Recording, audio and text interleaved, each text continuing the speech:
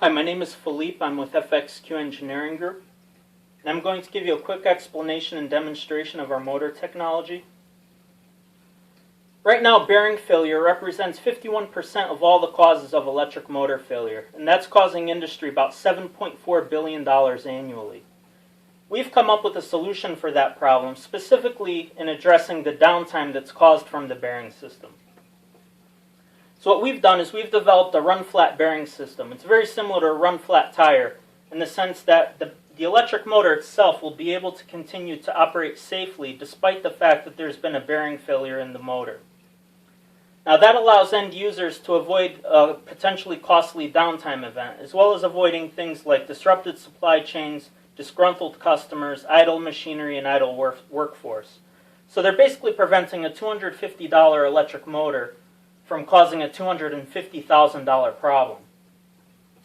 The way the system works is that you'll have a bearing system that's located at the front of the motor, which would be located here on the shaft.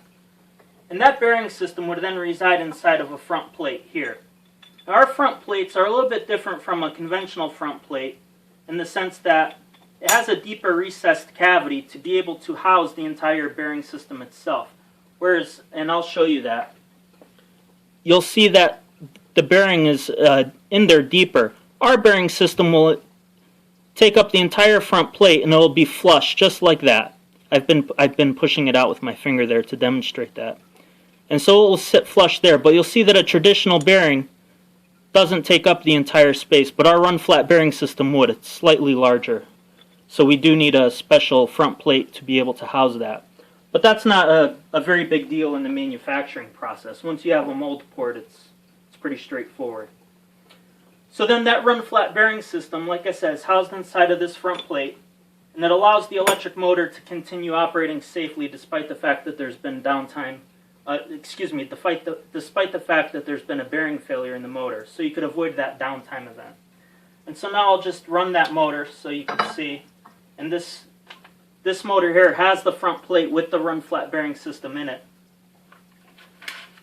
And I just put this piece of paper over so you could actually see the shaft turn. And so there goes the motor turning.